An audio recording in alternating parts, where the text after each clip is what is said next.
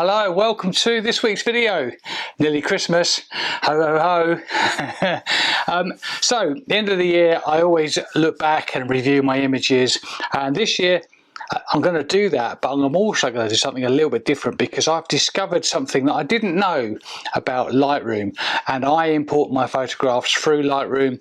It puts all the images in folders for me, and it's only useful really when you come to look back over your catalogue and over your year's production. It gives me lots of data. And if you watch the channel for any length of time, you know that I love a stat. 5k more. And it also allows me to sift, sort and maybe cull some of those images that maybe didn't quite cut it. But interesting anyway to look back over the year. It's also going to tell me which bits of kit I've used and which bits of kit I haven't so much. That's going to help me make decisions on what I use in 2026 going forward. So let's go into Lightroom and I'll talk to you about this little shortcut which I didn't know about. See you in Lightroom. So just before I show you that little trick, let me just show you, because this is relevant, how I import my photos and how I get them organised in Lightroom. And this is one thing I think Lightroom is really good. I speak to a lot of people who say they put their raw files into a separate folder and they create their own folder structure. Absolutely fine. Some people create them by location. I do mine by date, and that kind of helps me. That's how it works for me. But let me just show you how Lightroom helps me out. But I do very little when I'm importing my photos. So if we go into Lightroom, we can see that this is just some random images on my SD card, and you can see that these are ticked. So I ask it to import new photos only, so it will only import the new ones that I haven't included, and some of these I haven't included because I've literally included their brothers or sisters. So these are some others here that we could import. If you look on the right hand side here, you'll see that I have created, this is where I want them to go. So I don't want them on my hard drive because that will just clog up my system. So I've got a separate lacy drive. In fact, I've got 3 of them, and you can see that each one of these has got a separate year. 2023, I kind of made a bit of a mistake, and they're all separate, which doesn't help, and I'll show you that in a bit. But there's all my 2023 images. 2024 was there. Again, that structure is not quite right either. But what I've done now is 2025, I've ticked that, so that's the destination. And what happens is Lightroom will create all of these folders for me and put them in via date order. So that's what I do. So when I click import, this is where it's coming out of. So the Nikon Z8, and it's going into the lacy hard drive. 2025, which is ticks, and everything is going to land in those subfolders automatically. Now the thing that I haven't done this year, and I might start doing, is this little box here, keywords. I can add in keywords. So for instance, this could be Manistee, because these were taken in Manistee Park. It could be Lake District. And what is brilliant is that Lightroom will help you with the kind of date that you've already added into. So it might be good to have woodland, because that will actually be quite good next year when I come to import them, and you'll see why in a second. So that's what I would do. I would then press import down here. It will create a separate date for me and put those photographs into there. But I'm not going to do that because I want to show you something else. Let's get rid of that. So let me just show you this. So here we are in Lightroom, and this is 2025, and we're in the library, the same place. Let's just get rid of that now, because this is the kind of bit that I didn't know anything about until very recently, and I think it's quite useful because I'm looking back at my images from 2025, and in 2025 I'm interested to see what lenses I've used, what focal lengths I've used, basically to see what I've done this year, because I'm going to be reviewing my images, and at the end of this video I'm going to put up my 10 best from the year. So this is how I came across it. So this is what you do. Now, if you press the backslash key, you can also go up to view, which you can't see, but show filter bar. The filter bar appears, and here it is, just up here in this little grey box. Now you can see there's various different tabs that you can open. This text tab allows you to search the metadata of all of the images that you have, and this is where it would have been useful to add keywords into my images when I import them. And that's the same as creating your own folders with a location. Just put it into here. But I don't use that at the moment, so it's not going to be a lot of use to me. But what is useful for me is these two things. This is attribute, and there's various things here which again I don't use to make the best out of, but you can sort them via video and via images. If you put video in, I tend to keep all my video out of Lightroom. I don't want to clog it up. They stay on a separate lacy drive. Things that you've favorited, things that you've commented on, I guess that one is, yeah. But there's also colors, so you can sort your images via color if that's your sort of thing. You can maybe give woodland green, you can maybe give astro red, you can give landscape yellow, that kind of thing you can do if you want to do that. Some people rate their images, so they'll go in, import them all, and then sit and rate them as they go along. I tend to not do that. If I don't like an image when it's first on the card and I've checked it, I don't even import it, so that just doesn't get entered into the import. That's kind of thing, because it stops it clogging up the system. But that's something that you can do. That's that rating there. Let's take that off there for a second. I've been playing with it earlier. You can also flag things, and actually I've given it away a little bit because that button there I find very useful. The problem I would have, if I literally looked at all the metadata now of all these images, I would see that I've used the Olympus an awful lot, 60mm, and I would see that I've used my 100 to 400 an awful lot. But that's because if I'm doing wildlife, I'm using the 100 to 400, I'm going to shoot off a big burst of pictures. So a lot of that data, they're not usable pictures, they're just photos. So I'm just interested in the ones that I've edited. The same with the Olympus. Using macro, I'm going to be taking hundreds, so it's going to skew my data a little bit. So what I tend to do is click this button here, and this will then filter. Let's just turn it off and you can see. Let me show you here. So these are the astro photos I took in Tenerife, and if I click on edited, they disappear because these are just the ones I've edited. Various little things here. We've got an exposure change here. It's been developed by some description, and this one here means, or this little box here means it's been cropped. So if we look down here, you'll see these haven't actually been developed. That one there I did. I had a little play with this kind of idea, but didn't like it. But these have all been cropped, so they do appear in this edit. So these are images I haven't really used, but there we go. So that's the attribute box.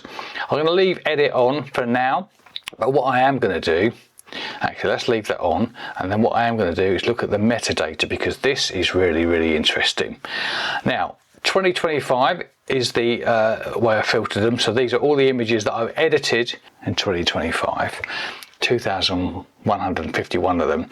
I have used 9 cameras this year, which is actually a lot more than I thought. But the reason for that, if I show you, so this one here for instance is the Air 3S, the DJI Air 3S, but actually so is that, and it took me a little while to wonder or to work out why that was the case. And I think the reason for that is that this one is the wide angle sensor, or the standard lens sensor, and this one is the telephoto sensor. So each sensor has got its own number. If you watch the channel at all, and if you haven't, go back and see it, I had a GFX 100 Mark II on loan from Fuji for a few weeks, which I really enjoyed using, and I got 200 images out of that. And the Z8 I'm going to ignore for a second. The Z30, I use it for video now. In fact, I'm videoing myself with it now. And we've got these Pet Ventosa style things, which if you haven't seen them, go and check the video out on the channel. I use the Nikon for that because I need small little JPEGs. I have got Olympus OM1 Mark II, which if you remember back in the back last year, Olympus at the end of the year lent me, or OM Systems lent me an OM1 Mark II for 6 weeks, which was so generous of them. Really, really pleased. And that resulted in me buying an OM1, and the OM1 is used, as you can see, for my macro work. And the last one we have is this one. That's my Osmo. Actually, there's some thumbnails I was doing, and this one, unknown camera, and that's because that's been scanned in, and these were 4x5 FP4 photos. Okay, so what you can do then, if I look at all the Z8 pictures, you can have a look here. And by the way, if you click on this bar, you can see all of the different things that you can filter by. Again, you see keywords up there again, exported files. Actually, that's quite useful. So these are the ones that I've exported. There we go. So the ones, actually, this helps me a lot. So the ones that I have actually produced, or actually exported, means that these are the finished files. These are my best, and these are the ones I'm going to choose my top 10 for. So exported files, really, really useful. You can see we've got the photo, and these are all my pictures that I'm really happy with from this year. So that's how we're going to have it. But if you want to, what you can do is you can look at serial number. So let's say you have 2 Z8s, or if you're running a company and you've got a load of these cameras. Back in the day, the school photography days, we'd be using about 40-50 cameras. You've got a problem with one of them. It's kind of hard sometimes to figure out which one it is, but with Lightroom, you can just sort it by serial number. So that's quite useful. If that camera's giving you problems, out it comes. We've also got focal length, shutter speed, and aperture. So and also by lens. So if I look at my lenses, for instance, we can see that I've used the 24-200 the most, not surprising really, the 14-30 second place, then the long telephoto. And I do tend to see myself as more of a wide angle kind of guy, although that lens there is on the camera pretty much all the time, and just a few from the Viltrox, which are Astro. We can also look maybe at focal length. This could tell you some information. You can see most 137, quite a lot photographed at full wide angle, ultra wide. So if we go through here, 24mm, stops at both ends is kind of makes sense really. Other than that, you can see there's quite a smattering of focal lengths. And aperture, I would imagine that's going to be f11. Let's have a look. 27 at 1.8, so that's got to be the Viltrox, obviously, because that's the only lens I've got. This at 2.7, 33 at f4. I tend to stop down a little bit more than that, so something around 6.3 if I'm going wide angle. F8 had a few, 6.3 had loads actually, look. But f11 is probably my go-to aperture for most of my landscape work. So that's kind of tells me what I already know, but if you're interested in that, give it a look. If your camera imports GPS data, you can have a look at it there and your location, and you can also do it via location. You can see where you've been this year. So I'm going to go via exported files, and what I'm now going to do is pick out my top 10 images from the year. I'll put them on the screen as a slideshow with some music. Go and grab something warm to drink. So if you're watching this as it is released, happy Christmas to you, and a happy new year, and I hope 2026 is very successful for you. I've had a good year this year, I've really enjoyed myself, and hopefully we're going to get even more images in 2026.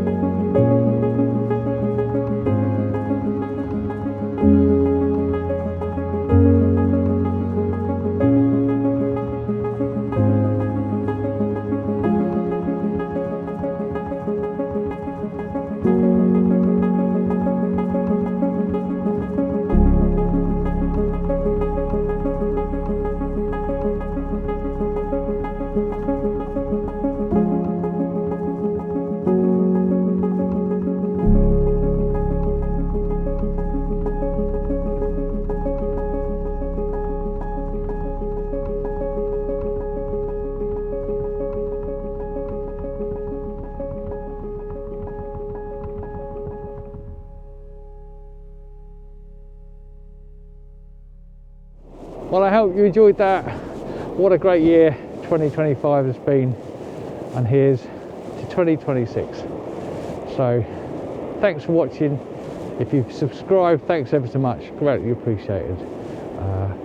Have a great Christmas, a restful New Year, and see you on the other side in 2026. Take care, bye.